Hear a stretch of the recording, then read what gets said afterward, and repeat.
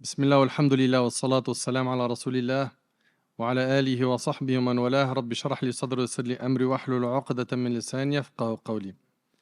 Mes chers frères et sœurs, assalamu alaikum wa rahmatullahi wa barakatuh. Tout d'abord, je remercie Allah subhanahu wa ta'ala de m'avoir facilité ce déplacement. Alhamdulillah, nous sommes réunis pour nous rappeler les choses essentielles de notre vie, nous rappeler qu'un jour on comparaîtra devant Allah tabarak wa ta'ala, que nous serons jugés, nous rappeler que cette vie est courte et éphémère, nous rappeler que nous sommes sur terre uniquement pour préparer l'autre vie. Alhamdulillah, Allah il nous a permis d'être réunis pour ce noble objectif. Nous remercions, nous louons notre Seigneur Jalla fi'ulah pour ce grand bienfait. Puis je remercie également les responsables de la mosquée pour cette invitation, ainsi que vous-même d'avoir fait le déplacement. Qu'Allah tabarak wa ta'ala vous récompense, qu'Allah subhanahu wa ta'ala nous guide tous, qu'Allah subhanahu wa ta'ala nous accorde une science utile. Mes chers frères et sœurs, aujourd'hui, bi'idhnillahi tabarak wa ta'ala, on va parler du repentir.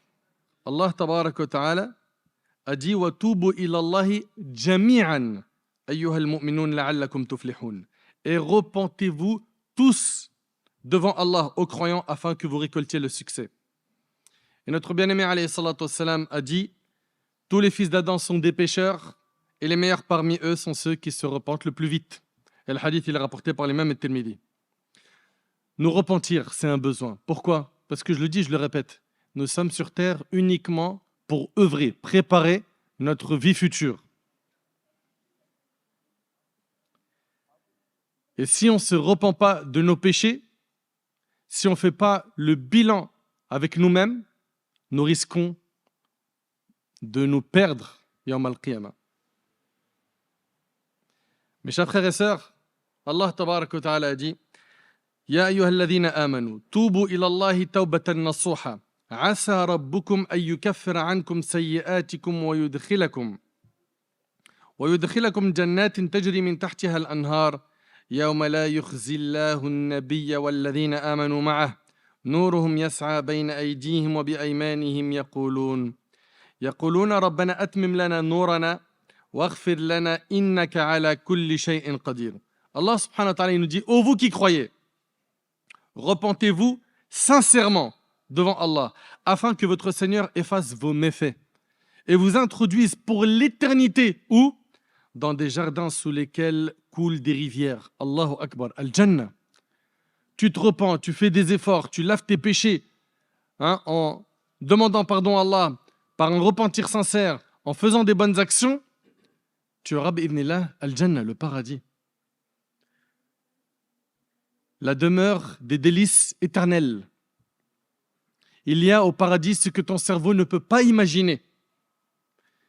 Et subhanallah, je trouve très désolant aujourd'hui de voir beaucoup de gens de notre Ummah mettre de côté cet objectif qui est quoi? D'entrer au paradis. De ne pas se donner les moyens d'avoir le paradis. Il va se donner les moyens pourquoi? Pour monter un business. Il va copier des sociétés ou des amis à lui qui ont percé dans le business et il va dire voilà, ce modèle-là a marché, copier-coller. Aux États-Unis ça a marché, pourquoi ne pas le faire en France?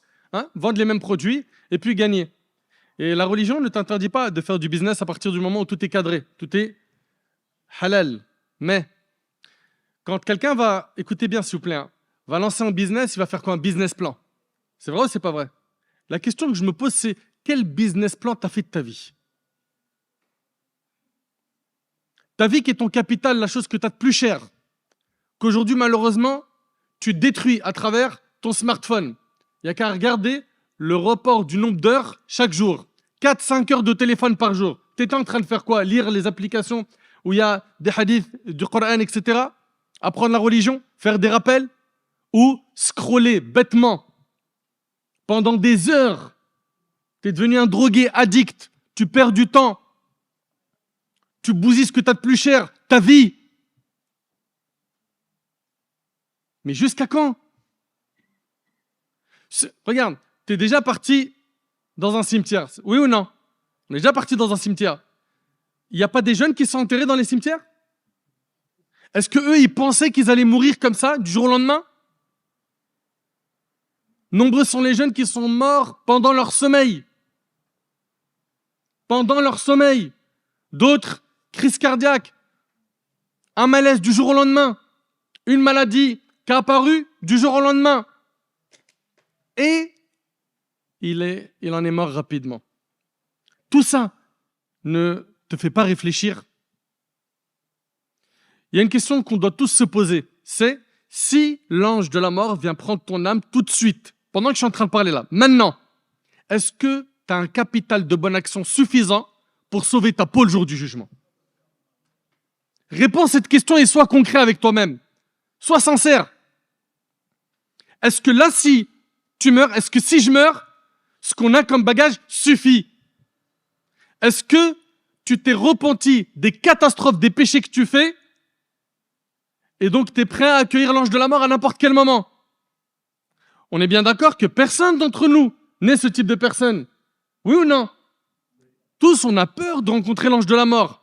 On a peur de la mort. On fuit la mort. Mais la mort ne prévient pas. Et la mort ne fait pas de différence entre un riche, un pauvre, un grand, un petit. La mort ne t'envoie pas un texto pour te prévenir que dans quelques heures, l'ange de la mort vient cueillir ton âme. Non, c'est faj'atan. Et d'ailleurs, subhanallah, le prophète sallam, il nous enseignait que parmi les signes de la fin des temps, il y a la mort subite. On mangeait avec lui hier. C'est ce qu'on entend dans les janazas. Hier, j'ai mangé avec lui. On est en train de rigoler ensemble. Subhanallah, j'arrive pas à y croire. Il est mort. C'est pas les phrases qu'on entend.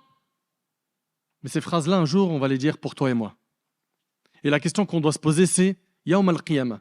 Est-ce que mes œuvres, mes bonnes actions vont peser lourd dans la balance des hasanat, oui ou non? Est-ce que le jour du jugement, j'aurai beaucoup plus de péchés que de bonnes actions? Est-ce que le jour du jugement sera un jour pour moi facile? Allah subhanahu wa ta'ala dit Fi yawmin kana miqdaruhu 50 alf sana. Un jour, le jour du jugement qui dure 50 000 ans. T'imagines? Un jour qui va être difficile, pas pour tout le monde. Les pieux, Allahumma ja'alna minhum ya Rabb, qu'Allah fasse de nous des pieux. Les pieux, ceux qui ont cartonné dans la vie d'ici-bas, en œuvrant pour l'au-delà, sans oublier leur part de ce bas monde. Ça ne veut pas dire qu'on est en train de dire fais tes adorations, tes pratiques religieuses et abandonne complètement la vie d'ici-bas, travaille pas, tu n'as pas le droit au loisir, etc. Non, non, non, non. Reste quelqu'un d'équilibré. Il y a un temps pour tout. Un temps pour te reposer. Tu as même le droit de te divertir dans un cadre halal. Et il y a un temps sérieux où tu dois faire la salat, tu dois t'acquitter de ta zakat, tu dois aider, tu dois obéir à tes parents, etc., etc., etc. Mes chers frères, mes chères sœurs, malheureusement, je le dis, je le répète, il y en a énormément qui, quand ils vont faire un calcul pour un business, ils vont faire un calcul, ils vont étudier ce business bien comme il faut. Pourquoi? Parce qu'il ne faut pas que je me loupe. Même si les personnes qui se lancent dans le business savent que le risque existe dans le commerce, n'est-ce pas? D'ailleurs, n'importe quel commerçant, il va te dire, écoute, si tu n'es pas prêt à prendre des risques, rentre pas dans le business. C'est pas leur phrase? Oui ou non? Et ils vont faire des calculs pour diminuer la casse, pour faire en sorte qu'ils cartonnent, qu'ils gagnent beaucoup, efficacement, intelligemment, etc. Très bien. Mais est-ce que tu as fait un business plan pour ta vie? Le jour du jugement, le prophète alayhi salatu wassalam, il nous dit que le fils d'Adam ne fera pas un pas sans qu'il soit questionné sur 4 choses. Parmi elles, ta vie, comment tu l'as passée? Qu'est-ce que tu vas répondre à Allah?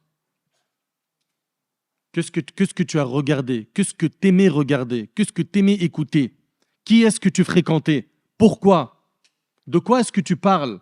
Pourquoi? Quels sont tes sujets de discussion favoris? Et pourquoi?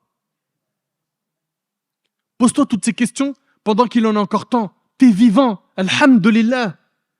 Les gens qui sont sous terre, s'ils pouvaient revenir sur terre, vous pensez qu'ils feraient quoi? S'ils pouvaient revenir sur terre, ils reviendraient faire des adorations. Et nous, alhamdulillah, on manque de rien. On a la santé, on a à manger, on a un toit. Qu'est-ce qui nous manque? Allah tabarak wa ta'ala, il nous dit وَمَنْ لَمْ يَتُبْ فَأُولَٰئِكَ هُمُ الظَّالِمُونَ. Et quiconque ne se repent pas, ceux-là sont les injustes. Allahu Akbar. Allahu Akbar. Ils font des péchés avec leurs yeux, avec leurs oreilles. Ils désobéissent à Allah, ils mettent en colère Allah. Ils savent au fond d'eux que c'est un mal, ça les ronge, ça les brûle, mais ils n'arrêtent pas. Ils sont injustes. Ce ne sont pas mes paroles. Et quiconque ne se repent pas, nous dit Allah, ceux-là sont les injustes. On a trop de musulmans et de musulmanes qui remettent le repentir à demain. Plus tard. Ils procrastinent. J'ai encore le temps. C'est vrai, ce que je fais, c'est pas bien. Je sais. Mais, Inch'Allah, un jour. Mais qui te dit que ce jour, tu vas l'atteindre? Ça se trouve, tu vas mourir avant de te repentir. Qu'est-ce que tu vas dire à Allah? Quand il va te questionner, que vas-tu lui répondre? T'avais peur du regard des gens plus que celui d'Allah? Tu voulais faire tes preuves sur TikTok, sur les réseaux sociaux, sur YouTube, sur Snap, pour que les gens t'admirent, pour que les gens te mettent sur un piédestal, pour que tu brilles, tu sois une star. Le plus important pour toi, c'était la parole des gens, la satisfaction des gens, plus que la satisfaction d'Allah. Mon frère, ma sœur, es-tu quelqu'un de raisonnable? Est-ce qu'on est raisonnable? Nous, on est musulmans. Ce qui doit occuper notre esprit, c'est quoi? C'est la satisfaction d'Allah avant tout. C'est qu'Allah m'aime. Parce que si je gagne l'amour d'Allah, wallahi, j'ai tout gagné. Mais non, tu lui parles de la prière, Inch'Allah. Je sais, wallah, je sais, je vais essayer, t'inquiète, j'ai la nia. Mais tu es dans des relations illicites avec les femmes. Ma sœur, tu es dans des relations illicites avec des hommes. Je sais, mais je suis faible. Inch'Allah, je vais réussir, Et on remet à plus tard. On remet toujours à plus tard. Tu fumes. Pourquoi? Tu es en train de te détruire. Tu as bien vu que depuis que tu as touché à la clope, tu as enchaîné tout ce qui se fume. Tu as essayé la chicha, puis après le joint, puis, et ça ne s'arrête pas. Quand est-ce que tu vas arrêter? Ouais, Inch'Allah. Et c'est quoi finalement? C'est des personnes qui ne veulent pas prendre leur destin en main sérieusement. Il y a des choix de vie à faire pour pouvoir gagner l'au-delà. Notre bien-aimé sallallahu alayhi wa sallam, qui est le modèle qu'Allah tabarak wa ta'ala a envoyé pour l'humanité, et les compagnons radiyallahu ta'ala anhum, les élèves de notre prophète sallam, ils ont fait beaucoup d'efforts et beaucoup de sacrifices pour gagner l'amour d'Allah. Beaucoup. Et si on parle d'eux aujourd'hui comme nos exemples, nos héros, c'est parce qu'ils ont mis comme priorité dans leur vie la satisfaction d'Allah.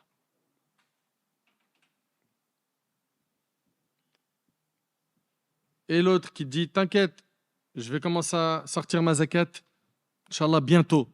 Mais ça fait des années que tu gagnes beaucoup d'argent. Tu n'as jamais sorti la zakat, tu ne sais même pas comment la calculer. N'est-ce pas une honte? Le hajj, pour plus tard, t'inquiète, Inch'Allah. Mais tu as les moyens. Tu es parti partout dans le globe. Tu es parti en Thaïlande, Bali, aux États-Unis, tu es parti à Dubaï, tu es parti là, tu as investi, tu as des murs partout, des terrains, et tu veux toujours pas faire le hajj. Pourquoi? Non, parce qu'en fait, si je le fais et que je reviens, ça se trouve, je vais faire des péchés. Vous savez comment le diable il piège les gens? Qui a dit que lorsqu'on va au hajj, on est obligé de revenir comme un ange? Bien évidemment, il faut qu'il y ait un avant et après hajj, mais tu resteras un être humain qui fera des péchés. Et qui va demander pardon à Allah, sincèrement, et Allah il te pardonnera. Toi qui es tombé dans les ténèbres des péchés, toi qui as un attachement fou au péché, toi qui as été injuste envers ton Seigneur, toi qui as commis des tonnes de péchés, abandonne ce monde mauvais pour Allah subhanahu wa ta'ala et fais-le pendant qu'il en a encore temps. Et wallahi l'azim mes frères, wa rabbil Kaaba, que personne parmi nous n'a une garantie ou la garantie de vivre longtemps. On peut mourir à n'importe quel moment. La mort ne prévient pas. La mort frappe à n'importe quel moment. Et vous avez déjà entendu un tel parmi vos proches ou vos amis ou vos connaissances, son bébé est mort. Il vient de naître. Ou quelques mois après sa naissance, il est mort.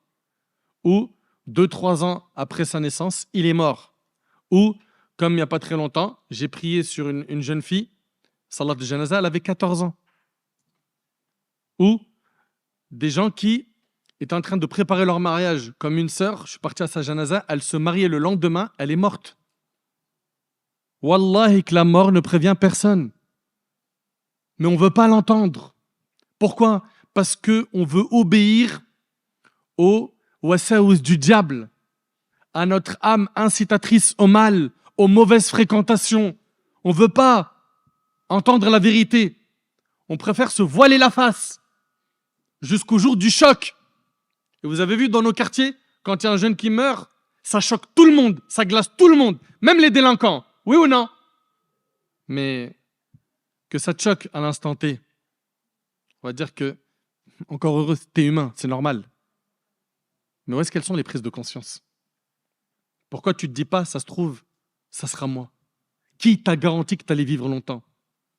Qui t'a garanti que tu allais vivre jusqu'à avoir tes 40-50 ans que tu as dans la tête, hein, puis je ferai le hajj, puis je serai marié, puis une fois que ça y est, j'arrête le haram.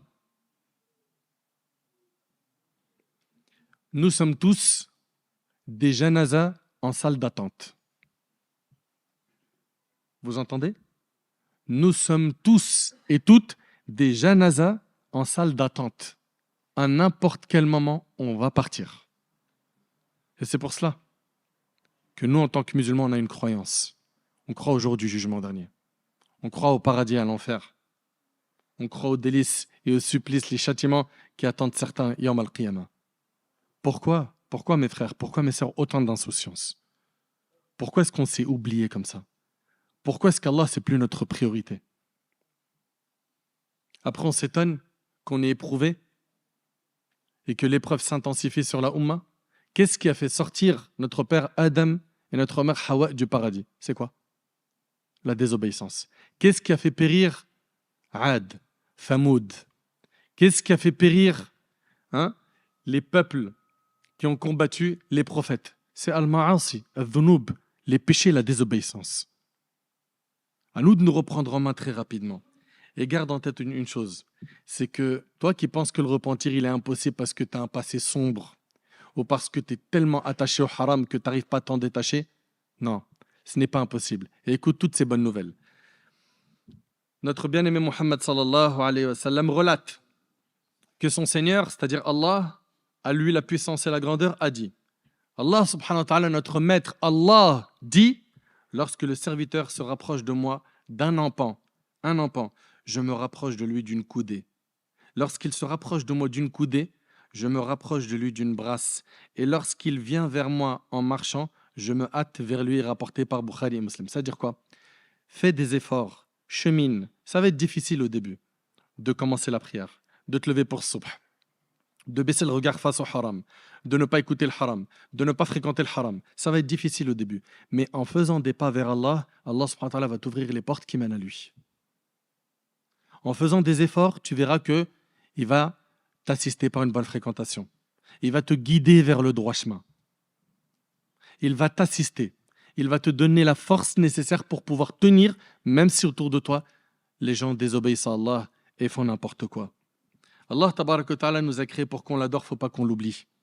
Adorons-le jusqu'à notre mort et délaissons le chemin des péchés qui est un chemin miné. Pourquoi est-ce qu'aujourd'hui on retarde le repentir? Pourquoi? Pourquoi est-ce que tu retardes le fait de regretter tes manquements et tes péchés? Pour quelle raison? Penses-tu que cette vie elle est éternelle? Kullu man alayha fan. Allah tabaraka wa ta'ala dit tout ce qui existe sur la surface de la terre disparaîtra. Allah ta'ala a dit au prophète sallam afa in mitta fahumul khalidun, est-ce que si tu meurs eux vont vivre éternellement? Tout le monde va mourir. Qul innal mawta alladhi tafirruna minhu fa innahu mulaqikum. Allah ta'ala dit la mort que vous fuyez va très certainement vous rattraper. Aynama takunu yudrikkumul maut. Allah subhanahu wa ta'ala dit où que vous soyez, la mort vous atteindra.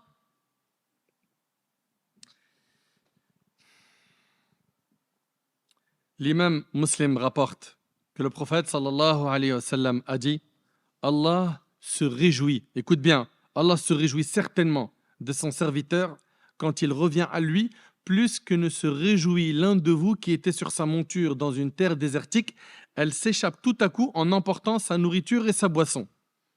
Il désespère de la revoir et s'allonge à l'ombre d'un arbre. Dans ce hadith, on a quoi? On a ici que le prophète nous dit qu'Allah se réjouit du repentir de son serviteur plus qu'un homme qui est dans le désert avec sa monture et il a sa nourriture et sa boisson dessus. Et d'un seul coup, cet homme-là voit que sa monture disparaît en emportant sa nourriture et sa boisson. Donc, les causes de survie, il ne les a plus. Il est dans le désert, il n'a plus à boire, il n'a plus à manger. Il désespère de revoir sa monture, il s'allonge à l'ombre d'un arbre, n'ayant plus aucun espoir de retrouver sa monture.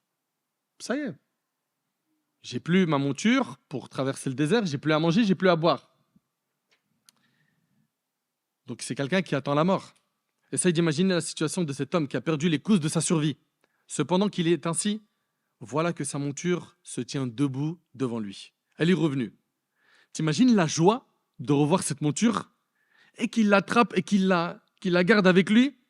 Il l'a saisie par la bride et il a dit sous l'effet de sa joie excessive, « Seigneur Allah, tu es mon esclave et je suis ton Seigneur. » Il a dit « Akhta'a min shiddatil farah » Tellement il était heureux, il s'est embrouillé. Il s'est embrouillé tellement il était heureux, il a dit « Seigneur, tu es mon esclave et je suis ton Seigneur. » Alors que normalement il aurait dû dire l'inverse. Ok? Eh bien, comprends qu'Allah subhanahu wa ta'ala se réjouit de ton repentir plus que cet homme qui avait toutes les causes de la survie dans le désert sur sa monture, qu'il a perdu et qu'il a retrouvé. Qu'est-ce que tu attends pour revenir vers Allah subhanahu wa ta'ala? Pourquoi est-ce que tu retardes le repentir? On oublie en fait que dans le hadith rapporté par Bukhari Muslim selon Abdullah ibn Omar, le prophète sallam il nous dit que le jour du jugement, Allah subhanahu wa ta'ala fera reconnaître les péchés de son serviteur en lui disant « Reconnais-tu tel péché? Reconnais-tu tel autre ?» Essaye d'imaginer s'il te plaît. Essaye d'imaginer toi qui t'as donné à la fornication, à la pornographie, à tout ce qui est haram, consommation d'illicite, vol, etc. Essaye d'imaginer qu'Allah, notre maître, Jalla fi'ula, le jour du jugement, il te pose la question. Reconnais-tu d'avoir fait tel péché? Penses-tu qu'il y a un échappatoire ce jour-là? Comment tu vas faire? Est-ce que tu as pensé à ce jour? Qu'est-ce que tu vas dire à Allah? Qu'est-ce que tu vas lui dire? Et comme vous le savez, celui qui prendra son livre de la main droite, il sera sauvé, il ira au paradis. Quel livre? On parle de quel livre? Ouais, à toi. Ouais. Voilà. En fait, on a des anges qui nous accompagnent dans notre vie. Nous sommes dans une vie de test, d'examen. C'est un examen en continu. Et on a deux anges qui écrivent tout, les bonnes et les mauvaises actions. C'est vrai ou c'est pas vrai? Puis le jour du jugement, on te remet un livre. Dedans, il y a quoi? Tout ce que tu as fait. Tout. Tout ce que tu as fait écrit. T'imagines, tu tournes la première page, lecture de Coran, jeûne surrogatoire, obéissance aux parents, dhikr, tu as aidé tes voisins, tu as été souriant, tu as aidé les gens qui t'entourent, tu t'occupais des personnes faibles, pauvres, veuves. Imagine, tu es en train de feuilleter et tu vois, Allahumma barik, énormément de bonnes actions. Celui-là, il a cartonné. Il a eu son livre de la main droite, ça y est, c'est le paradis. De l'autre côté, il y a des gens, wal'iyadhu billah, qu'Allah nous en préserve, qui auront leur livre de la main gauche. Essaye d'imaginer. Il est en train d'ouvrir son livre et il voit quoi? Insulte, médisance, calomnie. Il a été la cause d'un trouble sur les réseaux sociaux. Il a levé des armées de rumeurs contre des personnes pour les nuire.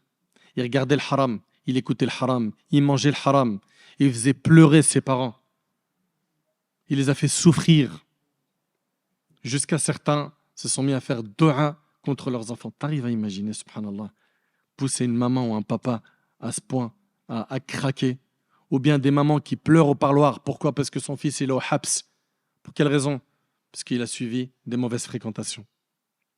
Et lui, il est en train de tourner ses pages et il voit que c'est sombre, sombre, sombre, sombre, sombre, sombre.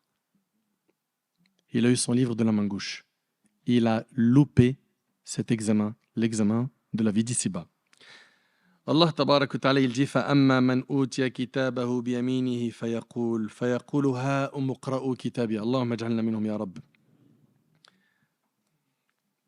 إني ظننت أني ملاق حسابي فهو في عيشة راضية في جنة عالية قطوفها دانية كلوا واشربوا هنيئا بما أسلفتم في الأيام الخالية. Allah subhanahu wa ta'ala il nous dit dans Sourate Al-Haqqa, quant à celui à qui on aura remis le livre en sa main droite, il dira, qu'est-ce qu'il va dire? Tenez, lisez mon livre. Il a eu son livre de la main droite, ça y est, c'est le diplôme. Il rentre au paradis, il est heureux. Tenez, lisez mon livre. J'étais sûr d'y trouver mon compte. Peut-être que certains se sont moqués de lui sur terre parce qu'il voulait faire les choses dans les règles du din. Mais lui, il n'a pas prêté attention à cela. Et là, alhamdulillah, il obtient enfin son diplôme. J'étais sûr d'y trouver mon compte. Il jouira, dit Allah, d'une vie agréable, dans un jardin haut placé, dont les fruits sont à portée de la main. Regardez, Allah, il dit quoi? Mangez et buvez agréablement pour ce que vous avez avancé dans les jours passés. Vous avez œuvré, vous avez fait des efforts, et bien ça paye. Aujourd'hui, c'est la récompense. Et toi qui te dis que c'est trop compliqué de se repentir, je te l'ai dit, tu fais un pas vers Allah, Allah subhanahu wa ta'ala, il t'ouvre les portes. Rappelle-toi aussi que le prophète sallallahu alayhi wa sallam a dit, Allah divisa la miséricorde en 100 parties. Il en retint auprès de lui 99. Et il en a fait descendre une seule sur terre. Écoutez bien, Allah il a divisé la miséricorde en 100 parties. Il a gardé 99 miséricordes pour le jour du jugement, pour faire miséricorde à ses serviteurs, et il a descendu une seule miséricorde sur terre. C'est avec celle-là que les humains et les animaux se font miséricorde. Allahu Akbar. Ce n'est pas perdu. Juste rapproche-toi d'Allah. Change ta fréquentation. Tire le frein à main des péchés. Ça suffit. Ça suffit. Subhanallah. Une personne pourrait se dire, ouais, mais mon frère regarde. Et d'ailleurs, c'est une question que je vais vous poser. Ça sera plus simple. Comment tu t'appelles, mon frère? Abdullah. Abdullah, si quelqu'un, écoute bien, il se repent sincèrement de la drogue. Il consommait de la drogue. Ou il en vendait. Ou les deux.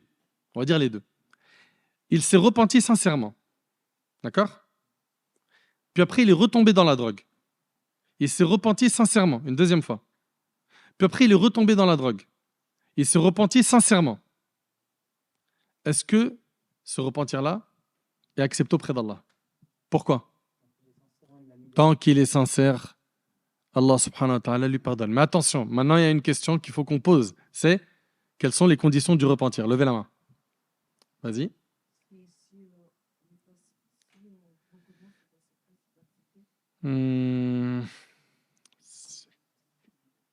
Ouais, Samba. Dis.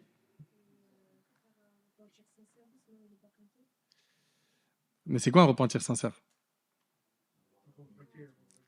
Oui, premièrement, c'est le regret sincère du cœur. Le prophète sallallahu alayhi wa sallam a dit An-nadamu tawba. Le regret, c'est un repentir. Déjà, tu dois regretter de ton cœur. C'est-à-dire, quand tu penses au péché, tu n'es pas heureux. Parce que vous avez vu, il y a des gens, ils ont fait du haram dans leur vie.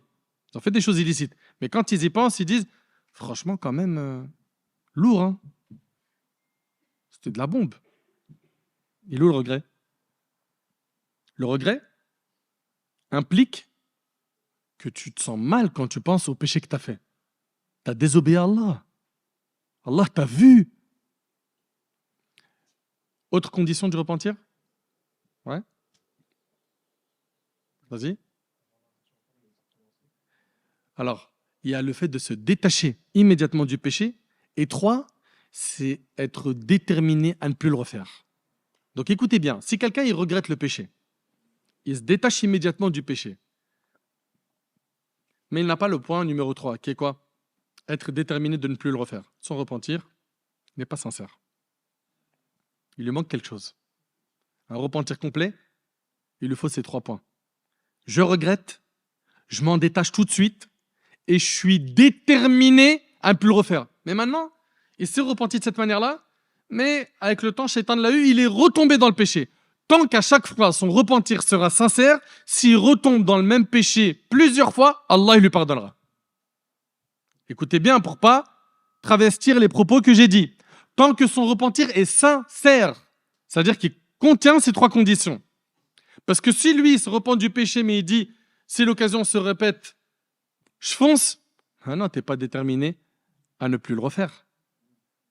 Vous suivez?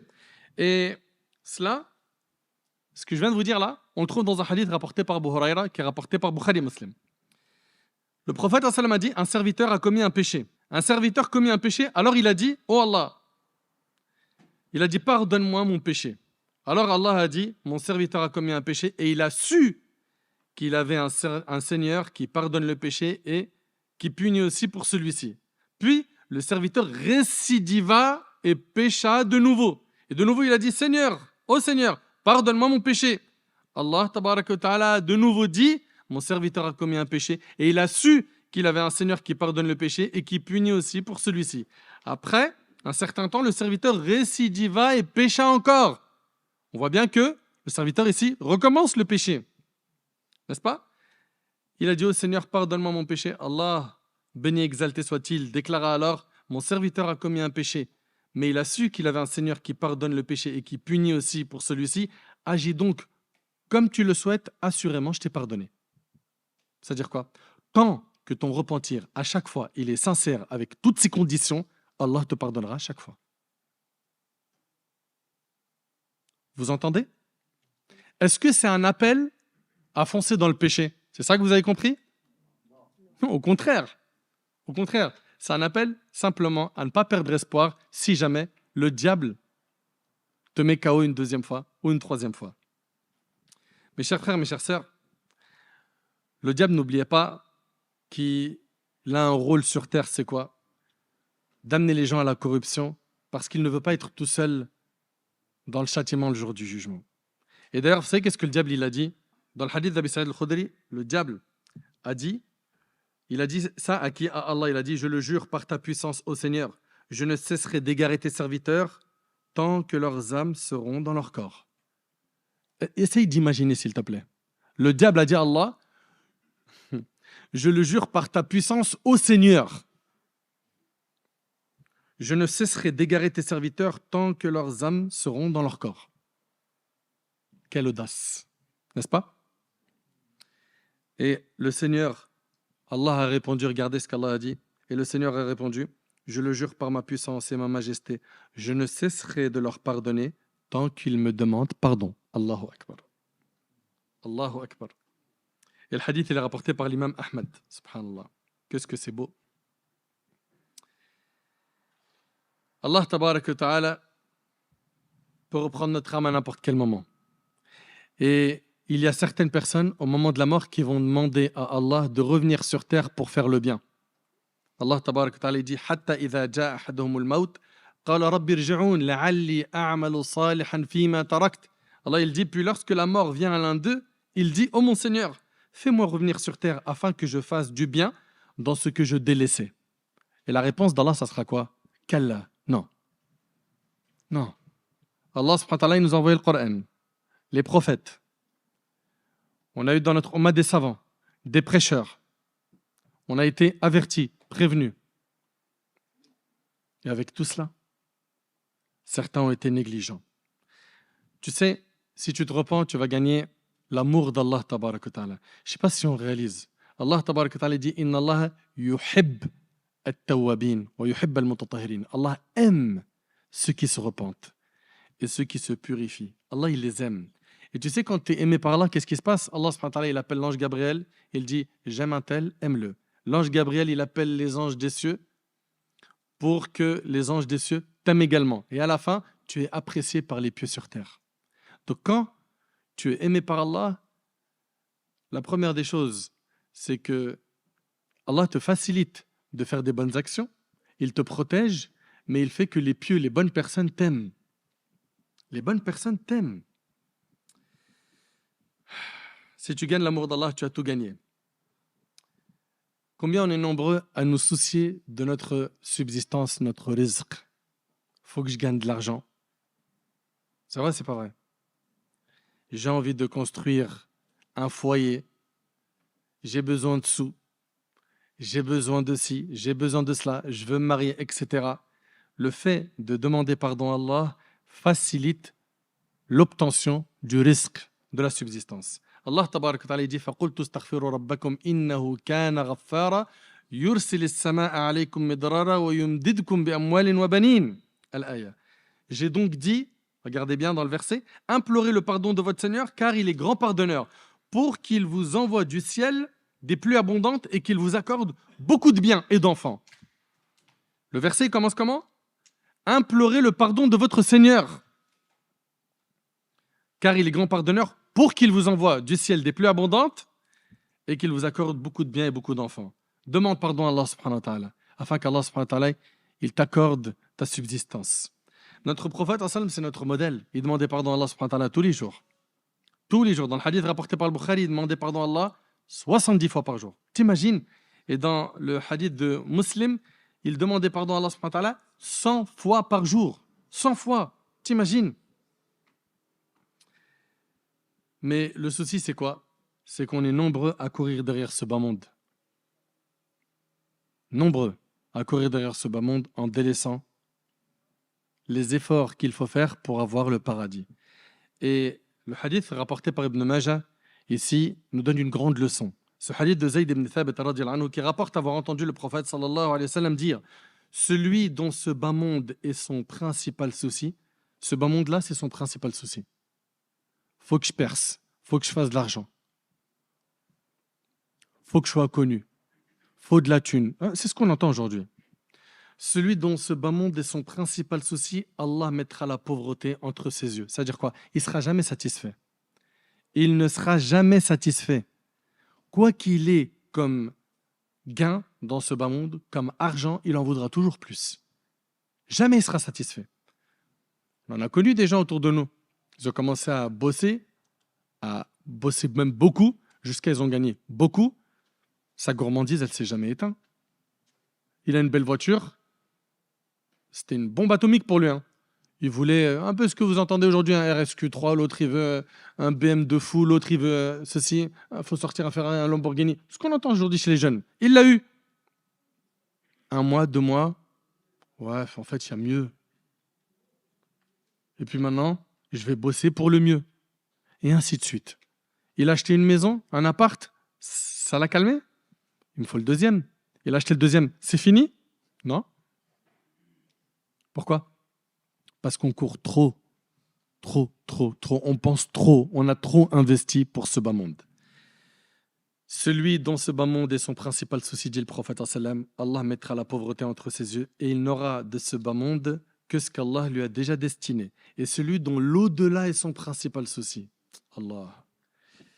Allah mettra la richesse dans son cœur. Et c'est celle-là la vraie richesse. La vraie richesse, c'est al-qana'a. C'est que tu sois satisfait de ce qu'Allah t'a donné. Et ça, c'est donné qu'à ceux qui ont l'au-delà comme principal souci. Apprends à dire Alhamdulillah, remercie Allah pour ce que tu as déjà. Alhamdulillah, tu en as déjà beaucoup. Celui, dit le prophète, qui a l'au-delà comme principal souci, Allah mettra la richesse dans son cœur et l'ici-bas viendra à lui malgré lui. C'est-à-dire quoi? C'est-à-dire que cette personne qui avait pour principal objectif l'au-delà, cette dunya, elle va lui venir de manière aisée, facile. Il voulait un travail, il l'a eu rapidement. Il voulait un appart, il l'a eu. Il voulait un mariage, c'est ce bas monde qui va te courir après.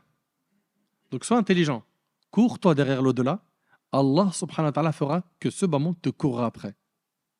Et ne sois pas de ceux qui vont courir derrière ce bas monde, car au final, tu ne seras jamais satisfait, tu vas t'épuiser. Et le grand risque, c'est que finalement, tu sois triste parce que tu n'as pas eu ce que tu voulais, tu en veux toujours plus, et que tu perds l'au-delà. Également, sache que le repentir illumine le cœur et efface les péchés. Ceux qui n'arrivent pas à prendre la science religieuse, le Coran, qu'ils se repentent, car les péchés sont un frein dans l'apprentissage. L'imam Malik, rahimahullah, il avait dit à l'imam Shafi'i, je vois qu'Allah a illuminé ton cœur par la science. N'éteins pas cette lumière par les ténèbres des péchés. Combien de gens se sont retrouvés à s'égarer du chemin d'Allah alors qu'ils avaient beaucoup de connaissances? Pourquoi? À cause des péchés. À cause des péchés. Si tu veux être un vrai adorateur, si tu veux apprendre la science religieuse, si tu veux purifier ton cœur, repens-toi. Repens-toi à Allah subhanahu wa ta'ala. Et invoque Allah subhanahu wa ta'ala pour qu'il te guide. Parce que nous, seuls, sans l'aide d'Allah, on ne peut rien faire. Le prophète, il disait Ya muqallib al-qulub, thabbit qalbi ala dinik. Ô toi qui raffermis les cœurs, raffermis mon cœur sur ta religion. Dans le Coran, Rabbana la tuzigh qulubana ba'da idh hadaytana wa hab lana min ladunka rahma innaka antal wahhab. Seigneur, ne laisse pas dévier nos cœurs après que tu nous aies guidés. Et accorde-nous ta miséricorde, c'est toi certes le grand donateur. Et quand tu te repens, sache que tes péchés passés deviennent quoi? Des bonnes actions. Illa man taba wa amana wa amila amalan salihan faulaika yubaddilu Allahu sayyi'atihim hasanat wa kana Allahu ghafuran rahima. Sauf celui qui se repent, croit et accomplit une bonne œuvre, ceux-là, Allah changera leurs mauvaises actions en bonnes. Allahu Akbar. Ils ont fait des péchés pendant longtemps. Ils se repentent sincèrement. Allah il lui change ses péchés en bonnes actions. Franchement. T'imagines? En fait, il faut que tu comprennes que le péché détruit le cœur. En fait, le péché, c'est quoi? C'est un point noir, comme a dit le prophète dans un hadith, qui s'installe dans le cœur. Un deuxième péché, ça devient quoi? Un deuxième point noir. Un troisième péché, un troisième point noir. Si tu demandes pardon à Allah, rapidement, le point noir, il s'efface. Mais si les points noirs se multiplient sur ton cœur, qu'est-ce qui se passe? Dites-moi. Le cœur devient quoi? Noir. Et là, c'est quelque chose de gravissime. Parce que les cœurs sont de trois types. On a le cœur saint, qui est attiré par les bonnes actions, qui déteste les péchés. On a le cœur malade. C'est justement le cœur qui est taché. Il y a des points noirs. C'est quelqu'un qui a un pied dans les bonnes actions et un pied dans les péchés. Il a un cœur malade. Tantôt il fait le khir et tantôt il fait char, le mal. Et on a le cœur mort, qu'Allah nous en préserve, noir, ténébreux. Mais comment il en arrive à un stade où il déteste le dîn, la religion, la salat, que quelqu'un lui parle d'Allah?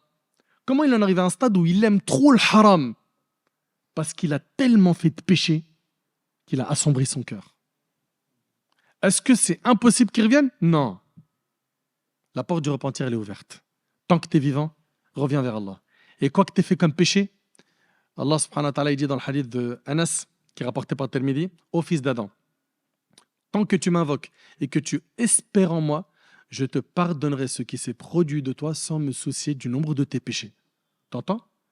Tant que tu m'invoques et que tu espères en moi, je te pardonnerai ce qui s'est produit de toi sans me soucier du nombre de tes péchés. Ô fils d'Adam, si tes péchés ont atteint les nuages du ciel et que tu me demandes pardon, je te pardonnerai sans me soucier. Ô fils d'Adam, si tu viens à ma rencontre avec la contenance de la terre comme péché, sans rien m'associer, je t'apporterai sa contenance comme absolution. Subhanallah. Tout le monde connaît probablement l'histoire de l'homme qui a tué 100 personnes. Le prophète sallam, il a raconté une histoire d'un homme qui a tué 100 personnes. Il en a tué 99, puis après il a dit, est-ce qu'il y a quelqu'un de savant? J'ai envie de lui demander, est-ce que ce que j'ai fait là, ça peut être pardonné? Y a-t-il un repentir possible? On lui a indiqué un adorateur, quelqu'un qui n'était pas savant. Il a dit, j'ai tué 99 personnes.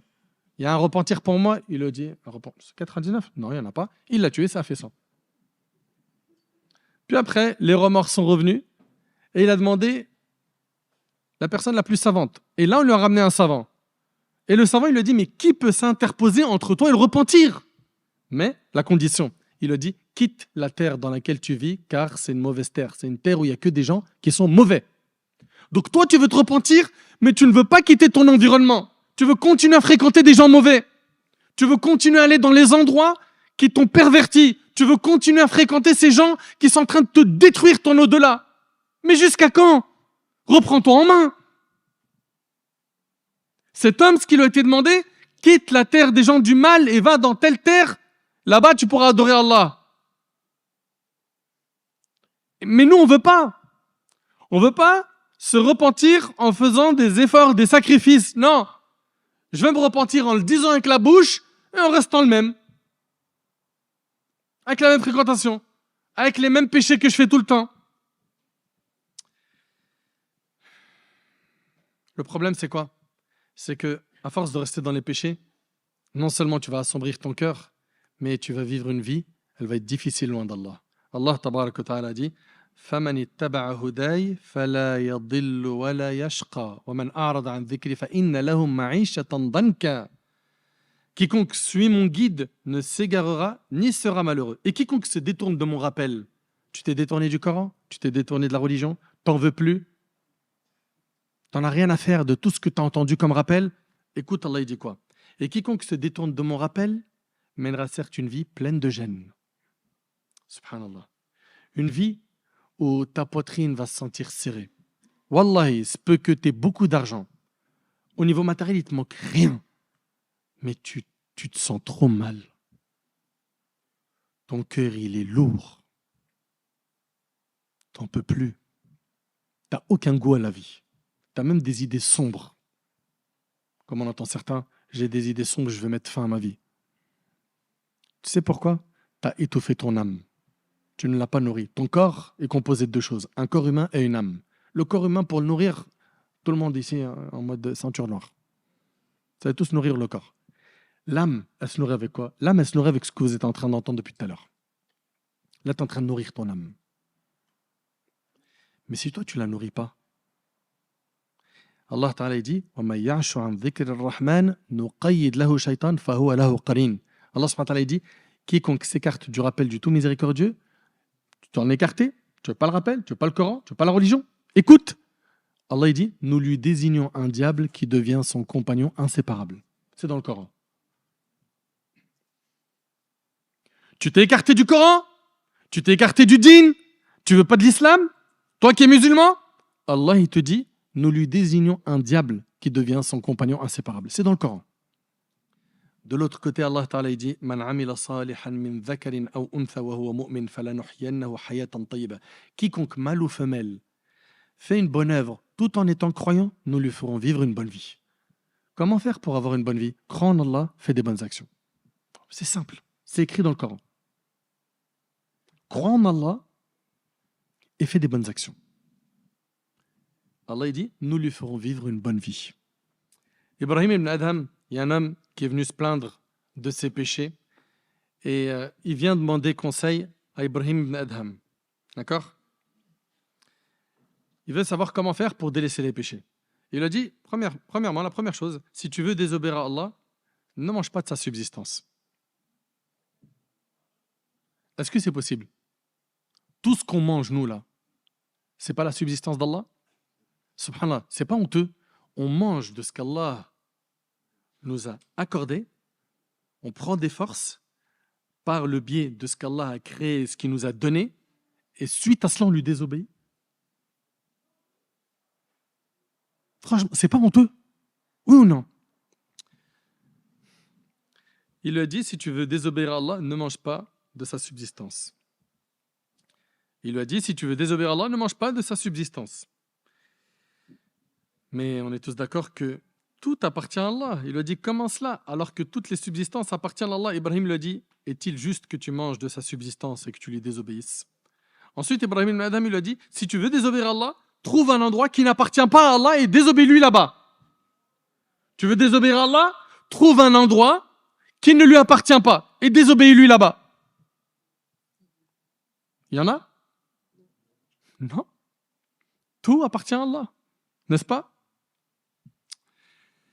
Allah Ta'ala dit Innal arda lillah yurithuha man yasha. En vérité, la terre appartient à Allah. Il en fait hériter qui il veut parmi ses serviteurs. Et l'homme, il lui a dit mais tout le royaume appartient à Allah. Ibrahim ibn Adham lui a dit est-il juste que tu désobéisses à Allah dans le royaume d'Allah?